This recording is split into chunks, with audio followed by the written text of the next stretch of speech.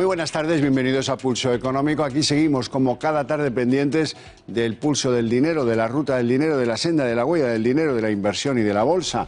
Siempre pendientes de la tiranía de los índices bursátiles. Hoy el índice de nuestro IBEX 35, salpicado por las inestabilidades italianas, pues ha perdido un 0,42 y hemos perdido ese límite psicológico de los 9.200. Cerramos en 9.177,80. Las tres que más han destacado hoy por sus subidas son CaixaBank, ahora lo veremos, 1,55 arriba en 2,82 el cierre. Bankia, que también ha tenido una subida, hombre, dentro de lo que ha sido el día, del 0,97, no está mal, cierra en 2,29. Y Siemens Gamesa, que ha subido pues un 0,90% y cierra en 14,51. Las tres que han perdido más, las tres que más bajan son Naturgy, ya veremos luego por qué, ha habido una recomendación, mejor dicho, una desrecomendación y entonces eso te afecta, menos 2,69%, cierra en 26. Viscofan hoy ha perdido 2,11 y cierra en, ojo, 47,50. Y la holding IAG, inmersa en el lío del Brexit como siempre, pierde 1,92% y cierra en 5,22. Es la holding de Iberia y de Vueling. En cuanto a los fundamentales de la economía española, muy poquitos cambios. Hoy tenemos el Producto Interior Bruto, mejor dicho, su aportación en el 2,4%. Tenemos los precios, el IPC. La inflación, en definitiva, acumula un 1,5%, el desempleo sigue afectando al 14,7% de nuestra población activa y el Euribor sigue durmiendo en la playa de los justos con un menos 0,112% de promedio en el colmo de las felicidades. Vamos ya con los temas que constituyen la esencia de la tertulia La Barandilla de hoy. Bruselas amenaza con una multa de 3.000 millones a Italia y se dispara su prima de riesgo al borde de máximos anuales. ¿Hasta qué punto Italia nos complica los escenarios de nuestro IBEX? Los escenarios, por ejemplo, del BBVA y del Santander, que han sufrido mermas por ese efecto, el de la deuda italiana. La gran fusión del mundo del automóvil. Francia quiere imponerle a Nissan que participe en la fusión de esos dos grandes conglomerados, Renault en Francia y Fiat-Chrysler Chrysler en Italia y en Estados Unidos. Hay que añadir los peores datos de los últimos 4 años para la exportación de vehículos producidos en España, que es lo que nos importa y lo que nos interesa. ¿Qué retos afronta el nuevo gigante automovilístico, caso que esta fusión se consolide? Lo veremos en la tertulia. Este mediodía ha aparecido el índice de confianza al consumidor, los expertos le llaman el índice de la Universidad de Michigan, y ha sido importantísimo. En mayo resulta que los consumidores norteamericanos tienen más confianza en el sistema que en ningún momento de los últimos 6 meses, y eso debe ser en parte por las políticas que está aplicando Donald Trump. Lo digo porque en otros sitios pues ya saben que siempre se le critica. Sin embargo, otro índice, el de consumo de electricidad de la industria española, aquí en nuestro país es el peor, el más bajo en los últimos 7 años. Preocupación, el sector industrial no levanta cabeza. El banco emisor, el Banco de España, ha emitido su informe anual en el que se recomienda o se destaca un recorte de beneficios fiscales como una necesidad que deben imponer los diferentes gobiernos que tengan responsabilidad, así como actuar ya sobre el sistema de pensiones. No es la primera vez que dice esto el Banco de España. Por cierto, un Banco de España que rechaza limitar el control o la baja de los precios de alquiler de las viviendas. En el terreno de lo bancario, la matriz de Bankia resulta que eleva los riesgos de tener que atender reclamaciones por las preferentes a 1.334 millones todavía. Y en este sentido, en otra entidad financiera, tengo que contarles que el Santander ha empezado a promover entre sus empleados un plan de prejubilaciones a partir de los 55 años con 15 años de antigüedad en la empresa. Cobrarían hasta el 65% del salario. En otro orden de cosas, contarles que el abaratamiento a mínimos de los costes de financiación ha representado un alivio, un fuerte alivio para las cuentas y su evolución en bolsa de Iberdrola y de Naturgy. Eso y una política agresiva de dividendos hace que que vuelvan a superar el 20% de revalorización, aunque hoy Naturgy, ya lo han visto antes, ha sufrido porque han rebajado los de Goldman su recomendación de compra. La constructora de los Villar-Mir, OHL, dice el hijo del marqués de Villar-Mir y ahora presidente de OHL, el hijo de este hombre que ven ahí, que la organización de la constructora ha abierto una investigación interna para detectar fallos en la política de lucha contra la corrupción. Están inmersos en algunos procedimientos judiciales y quieren acabar con esa supuesta mala fama. Acciona, constructora rival de la familia de Entrecanales, cotiza la adjudicación a su participada en Alemania, Nordex, de un gran contrato eólico en Estados Unidos. Y por último, tengo que contarles que Pilar González de Frutos volverá a ser, esta señora que ven ahí, presidenta de la patronal del seguro, UNESPA, otro mandato más. La señora lleva ya algunos mandatos en UNESPA y, en fin, deben estar contentos porque nadie cuestiona que vaya a revalidar. Hasta aquí los temas. Vamos a la mesa de tertulias y les presento inmediatamente a nuestros invitados esta tarde. Don Luis Fernando Quintero, ¿cómo está? Buenas tardes, redactor jefe de Libertad Digital. Don José Luis Fernández Santillana, ¿cómo está? Muy bien, buenas tardes. Jefe de estudios del sindicato USO. Empezamos, si les parece, por esa contaminación al riesgo italiano. En Italia parece que va a haber elecciones pronto, parece que Salvini ha conseguido imponerse a su socio de gobierno en las elecciones europeas. Hay cierta prevención en toda Europa por esa multa con la que amaga, y luego nunca da, pero amaga la Unión Europea, 3.000 millones por saltarse los compromisos sobre el déficit, bueno, y la deuda. Pues esto en el fondo nos afecta, ¿no? Nos sacude porque formamos parte del mismo entorno y alguien cree que los bancos españoles puedan acabar sufriendo mermas por este lío en el que se mete el gobierno Salvini. Bueno, y que detrás de Italia, lamentablemente, siempre llega a España. Si la preocupación se centra en Italia, todo el mundo pone en el furgón de cola a continuación a España. Aparte de que sí, finalmente se concreta esa multa, aquí sí que somos campeones de saltarnos el déficit y saltarnos la deuda, con lo cual aquí es otro de los motivos de preocupación que podríamos tener. El derivado inmediatamente, el de la prima de riesgo y el de que la posibilidad de que se nos encarezcan todavía más los compromisos de deuda que tenemos. De ser así, lo que haríamos sería seguir engordando la pelota. Si estamos cerca del 100% del PIB, seguiríamos subiendo. Bueno, los italianos nos ganan, en este sentido, sí. Ampliamente, ¿no? Más allá, además, de que siempre han dicho que como la deuda la tienen ellos, es decir, no tienen por ahí, lo que pasa es que sí que hay bancos españoles que tienen deuda italiana y por tanto están directamente afectados. Yo creo que aquí están jugando un pulso, ¿no? Salvini lo que le dijo a la Comisión Europea es, bueno, no voy a cumplir los objetivos de déficit, a partir de ahí se presentan las elecciones a barrido y eso va a llevar consigo seguramente que hay una convocatoria de elecciones anticipadas en Italia. Y a partir de ahí todo el mundo va a ganar tiempo. No hay precedente que haya ejecutado una multa de esta naturaleza, porque lo que se ha hecho, tanto en Irlanda como en Portugal o Grecia, fue intervenir.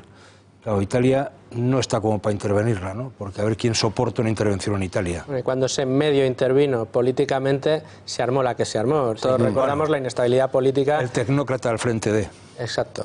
Bueno, ahora hay un tecnócrata que queda libre y tiene ciertas aspiraciones a liderar la política en Italia. No, en Italia. Me refiero a nuestro querido Mario Draghi, que ya saben que yo le llamo tío Draghi porque es el hombre que contribuyó a que no estuviéramos nosotros más tiempo del justo y necesario en la UBI. Hablemos de fusiones en el mundo del automóvil. Francia, ya saben que el presidente de la República siempre interviene en todo lo que afecta a las grandes compañías francesas. No le gusta que Nissan se quede fuera del acuerdo. Si es de Renault, tiene que ir en el acuerdo. Y ese parece que es el punto en el que anda la mayor de las fusiones en el continente de compañías constructoras de automóviles. En el mismo momento en que conocemos, ojo, señal roja, que las exportaciones de automóviles producidos en España están en sus peores datos de los últimos 4 años. Sí, no, eso es una realidad y sobre todo porque lo que hemos producido fundamentalmente en España es modelos diésel, ¿no? Y entonces, como el diésel se ha demonizado, a partir de ahí nadie vende un coche diésel, ¿no? No solamente ya la producción interna, sino lo que exportamos fuera se ha paralizado. Y yo creo que toda esta operación, claro, Renault y Nissan ya son socios, junto con Mitsubishi, o sea, ahí hay un gran holding operando, ¿no? Y yo creo que lo que se está intentando es cerrar, a construir ese tercer gran productor del automóvil, que sería cuando se produce esa fusión ya con con Fiat y con Chrysler, ¿no? Bueno, y abrir al mercado americano. Aquí también está la operación de futura, es decir, del cambio de modelo, ¿no? Es decir, aquí este sector sufre una transformación inmediata. Lo estamos viendo en los seres que se están produciendo en las compañías. Simplificando, para que nos entienda la gente, montar un coche eléctrico es como el que monta una lavadora. No hacen falta gente, con 2 es suficiente. Y eso implica pues una pérdida prácticamente de 3 de cada 4 puestos de trabajo, ¿no? De todas maneras, el know-how que tiene sobre todo en este caso Nissan, más incluso que Renault, en todo lo que tiene que ver en la evolución del coche eléctrico, que es uno de los desafíos que tiene Fiat. Tienen uno de los grandes superventas en Europa. Desde luego, claro. Desde luego. Entonces, bueno, yo creo que sí que tiene mucho sentido que Nissan entrara en esa operación. Al final sería un gigante. Ya estamos hablando que Renault y Fiat tendría una capitalización de 36.000 millones, sería uno de los gigantes del sector. Fiat tiene mucha penetración en Estados Unidos, cosa que no tiene tanto Renault. Es decir, yo creo que aportan, o sea, son un gran complemento. Renault está en Rusia, que no está ni Fiat ni Chrysler, está en Rumanía y vende en todo el este a través de Dacia. Sí, todo esto, pero, ojo, no crean que esto va a suponer una expectativa de más empleo en España, si acaso de menos, porque van a compartir plataformas, a compartir motores, a compartir proveedores, a eso que llaman el mundo de las sinergias, que en el terreno de la industria... Bueno, yo creo que aquí hay un tema que es la factoría de Zona Franca de Barcelona de Nissan, tiene serios problemas para mantenerse, es decir, es de las que se habla de que puede desaparecer. Incluso luego en el otro conglomerado distinto a este, pues también hay otro tipo de factorías. La compra que se hizo de la factoría de Zaragoza para lanzar el coche eléctrico desde ahí, que no tenían, va a hacer seguramente que la factoría de Villaverde pues sea directamente afectada. Es decir, al final el sector del automóvil en España va a sufrir una nueva reconversión. Hombre, es un sector en plena transformación ahora mismo todavía, aunque hay muchas casas de análisis que apuestan porque el futuro va a ser el coche autónomo, otros hablan del coche de hidrógeno, dicen que el coche eléctrico va a ser una transición que no va a llegar a ningún sitio, pero lo que sí que es cierto, la certeza que tenemos es que es un sector ahora mismo en transformación, y en lo que sí que coincide el consenso de los analistas de este sector, de las grandes firmas, es en que las compañías menores no van a ser capaces de llegar a estos retos que está planteando el mercado, con lo cual, como ha sucedido en otros sectores, en este caso lo importante es juntarse para poder sacar músculo y afrontar esos retos. Que estas uniones vayan a terminar suponiendo una salida de trabajadores, una reducción de fábricas, una reducción de costes, una optimización de servicios, pues seguramente. Claro, pero aquí es casi el 10% de nuestro Producto Interior Bruto y no tenemos marca. Es decir, dependemos del reparto por salarios más baratos, por proveedores más baratos, por logística más eficiencia. Correcto, pero no tenemos marca. Y no podemos impedir que algunas cosas nos afecten más que a otros, que sí que tienen marca. Por ejemplo, Fiat, ¿no? Eso es una realidad. Te guste o no te guste, pues tienen una planta muy moderna, muy competitiva al sur de Italia, que puede hacernos polvo en el futuro. Espero que no. Vale, aquí nos dedicamos a montar, sí, pero no innovamos. Hay una planta de investigación que abrió en Sitges la compañía Audi, y está medio cerrada. Bueno, a lo que vamos, el Banco de España. Hoy ha emitido el informe anual el Banco de España y ha dicho 3 cosas que a mí me llaman la atención. La primera es, ojo con los recortes a los beneficios fiscales, hay que hacerlos y pronto. La segunda es, hay que actuar en el tema de las pensiones, porque aquí nos han vendido, yo se lo digo siempre, que conste, nos han vendido, estén tranquilos que tenemos el Pacto de Toledo donde están los cabezas de huevos más importantes de la España contemporánea y están pensando por ustedes. Y después resulta que de pensar poco, después resulta que el modelo de las pensiones español es el peor de Europa, con diferencia, el cálculo, me refiero al cálculo, peor que el francés, claramente, y peor que el resto que tienen en cuenta toda la vida laboral, y eso perjudica al que se jubila. Bueno, dice el Banco de España, empiecen a actuar sobre las pensiones, y lo último que dice es que no hay que limitar el precio de los alquileres. Hombre, empezando por lo último, creo que es muy sensata la aportación que hace el Banco de España en el mercado del alquiler. La consecuencia inmediata a medio y largo plazo es A largo plazo es escasez si estás tocando el precio de los alquileres, a corto plazo es dificultades a la hora de encontrar más oferta en alquiler para conseguir bajar los precios, y lo primero que consigues es una subida porque todo el mundo pondrá el límite superior. Eso para empezar. Yo creo que no existe ningún beneficio del control de precios en el mercado del alquiler. Respecto a las pensiones, decías que teníamos el sistema de cálculos peor, pero sí que es cierto que somos el país en el que la gente se jubila con un mayor porcentaje respecto al último salario percibido. Estamos cerca del 80% cuando la media en Europa está en el 40% o en el 50%. ¿Esto qué quiere decir? Pues que aquí tenemos un problema, porque además a esto le acompañamos con un reto demográfico importantísimo. Lo que habría que hacer ya de una vez es tratar de introducir nuevas fórmulas más orientadas a la capitalización, más que nada para que el ciudadano pueda garantizarse el poder mantener un poder adquisitivo en el momento en que se jubile. Ahora de lo que se está debatiendo en algunos foros es de destopar las cotizaciones. Esto sería una auténtica barbaridad. ¿O no? Esto sería una auténtica barbaridad, porque las grandes rentas a las que sobre todo afectaría tendrían la posibilidad de salir de este país.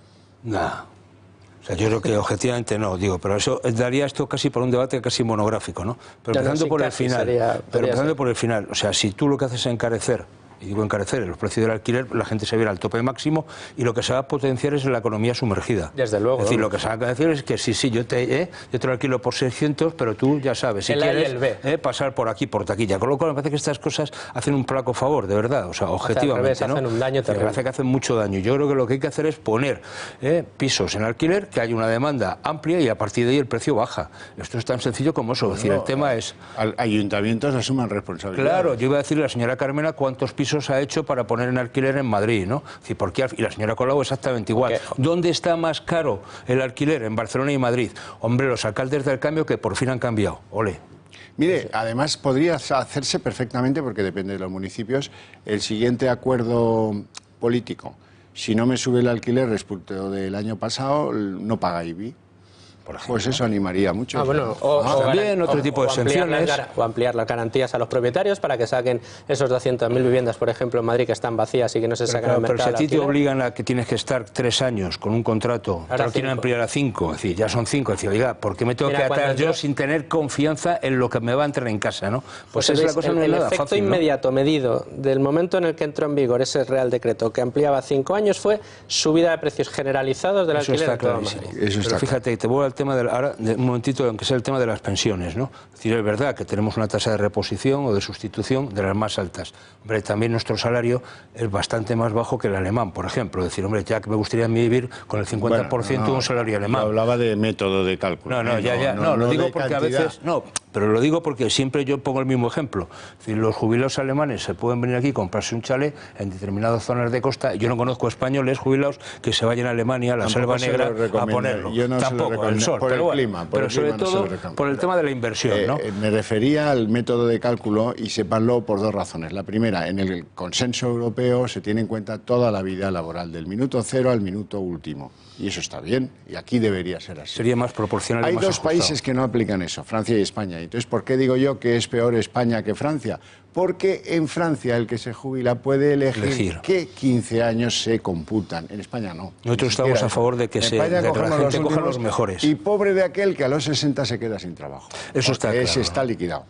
Y eso está mal. Y los señores del Pacto de Toledo, que llevan cobrando de esto no sé cuántos los años, algo tendrían que haber avanzado en una fórmula en la que los españoles estuviéramos al menos convencidos de que sea justa. Pero fíjate, Xavier, que la fórmula que se está empleando ahora, que ya vamos hacia los 25, que es la última reforma de Zapatero, a eso añádele que hay que tener 37 años cotizados para tener derecho al 100%. Con 67 años te jubilarás. Eso quiere decir que en el año 2023, que está a la vuelta de la esquina, tendrás que tener 37 años cotizados, jubilarte a los 67 y eso va a ser misión imposible. Bueno, vamos a la banca. En Bankia tenemos una cosa extraordinaria, que es que nos acaban de decir que están provisionando 1.334 millones porque quedan líos judiciales relativos a las preferentes. Pensábamos que eso estaba liquidado. Y en el Santander, otra cosa nueva, hay un plan para prejubilar a aquellos que tengan 15 años de servicio y sean mayores de 55 años. Les ofrecen el 65% del último salario, del salario actual. ¿Qué le parece? Bueno, es lo que es la práctica actual en todos estos procesos de regulación de empleo que se están planteando. Estos áreas, hay una oferta voluntaria para que la gente se vaya, porque al final o se van o lo que le están diciendo es hay un traslado forzoso, ¿no? Es decir, hay que tener en cuenta que el Santander todo esto lo enmarca en una operación de cerrar 3 de cada 4 oficinas, prácticamente. O sea, con lo cual va a haber una disminución de puestos brutal. Si usted quiere trabajar, sí, pero allí le diré dónde, ¿no? Con lo cual es una oferta. Aquí el problema de fondo, y yo lo que le diría a la gente es que tengan cuidado con la fiscalidad. Simplemente, si tampoco quiero... Oiga, la medida que es el 75% no es salario, por tanto no hay retención de IRPF, pero si es un ingreso que tienes. Entonces, renta irregular o no, es decir, el crujido que te pueden pegar después Hacienda es guapo. Me parece que eso, cuando los que vayan a negociar, que pongan eso encima de la mesa porque no es ninguna broma. Esto es un aviso para navegantes. Ese es un buen consejo porque Hacienda siempre, hablando en plata, quiere pillar de todo y de ahí va a querer pillar seguro. Lo que sí que es cierto es que lo que estamos viendo del Santander, decías que se marcaba en un cierre de casi 3 de cada 4 oficinas, efectivamente está reduciendo tamaño. Es verdad que tuvo que asumir el Banco Popular y esto es lo que está aprovechando ahora para reducir tamaño. También es cierto que su presencia en España o el impacto que tiene en España dentro de lo que es la facturación global del grupo es, bueno, pues testimonial, podríamos decir. No deja de ser un buque insignia de las empresas españolas, pero fuera de nuestras fronteras es donde tiene la mayor parte de la facturación. Es cierto que en España el negocio le conviene reducir, la digitalización está permitiendo reducir mucho de este peso y bueno, yo creo que se enmarca dentro de esta operación.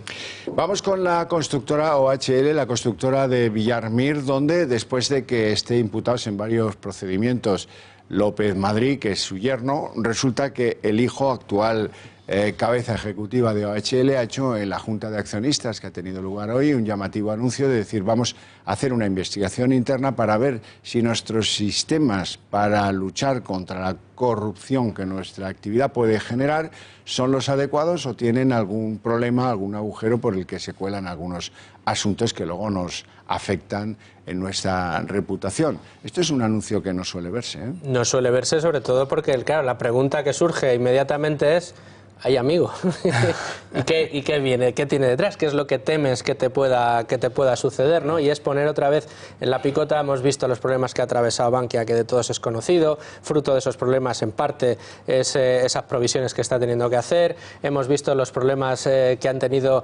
otras entidades cotizadas, muy recientemente otro banco, y aquí lo hemos tratado en otros programas, el BBVA, con Francisco González, y ahora otra gran empresa, OHL, además con un capitoste como el Marqués de Villarmir. Ahora es su hijo el que preside el Consejo de Administración, ¿no? Pero con Villarmir, que es verdad que ha habido... En la memoria de todos están los posibles, no voy a decir ni acuerdos, bueno, la relación que ha mantenido en su día con la Casa Real, pero digo, más allá de la Casa Real y este tema de los mensajitos y tal, el tema es que en la operación Lezo, una de las partes, una parte del sumario, duda, claro, hay buena parte de alguna gente que ha estado en cargos directivos de esta compañía, están ahí, están siendo investigados. Pero está bien que el líder de la compañía se ponga al frente, diga, oiga, vamos a rechequear esto por dentro, no estamos orgullosos aquí lo que de lo que ha pasado, pero le doy mi palabra de que, señores accionistas, se está trabajando. Se está trabajando y van a depurar responsabilidades, a mí me parece que está bien. O sea, lo que han encargado es una auditoría forense, es decir, oiga, desde 2003 al 2014 vamos a ver qué ha pasado aquí. ¿Y cómo lo evitamos en el futuro? Está bien, a mí me parece que tiene que ver con este tema que nosotros como sindicato de la USO hemos hecho con la famosa ley de transparencia, oiga, que no se trata solamente de lo público, sino también de lo privado. Por ejemplo, porque si yo voy a un concurso, oiga, quiero saber en qué condiciones va y dónde va ese dinero y dónde va a parar, porque si no esto es un lío. Y eso tiene que ver, por ejemplo, nosotros lo poníamos con las prácticas que a veces se da en el ámbito de la negociación colectiva. Oiga, si por negociar un convenio usted da dinero a los sindicatos, a que se haga público y que la gente lo sepa, porque a lo mejor hay que pagar los viajes de la gente que va a negociar, pero que sea público, que no pasa nada, ¿no? Como diría un mexicano, el mérito está en hablar de reputación cuando las estás pasando reputísimas. Eso es el mérito, no en el momento en el que no pasa nada. En ese pues habla todo el mundo. Ya se acordará usted de todo el rollo que hemos estado sufriendo durante años con eso de la responsabilidad social corporativa. Ya no habla nadie de todo eso. La pregunta del día dirigida a usted, señor Quintero. Juan Rivera desde Barcelona. La pregunta dirigida al correo del programa. Lo he dicho siempre, se lo digo, se lo recuerdo. pulsoeconómico@eltorotv.com. Hoy la pregunta es: ¿qué compañía es la más generosa en materia de dividendos? Bueno, pues Claro, es una pregunta complicada en el sentido de que, hombre, si uno se busca listados, pues puede encontrar ahí a Ferrovial o a Endesa, incluso Enagás puede tener un dividendo jugoso en los últimos, pero sí es cierto que puede encontrar en Internet, en múltiples plataformas, formas de calcular cuál es y además el dividendo que más eso nos es cambiante, el que seleccione usted o diga usted, pues a lo mejor dentro de una semana es superado por otro. Una cosa es el valor del dividendo y otra de la rentabilidad del dividendo. No tenemos tiempo para más, tenemos que dejarlo ya a partir de este mismo momento. Sí, les espero mañana a las 8 en punto en otro Pulso Económico. Muchas gracias.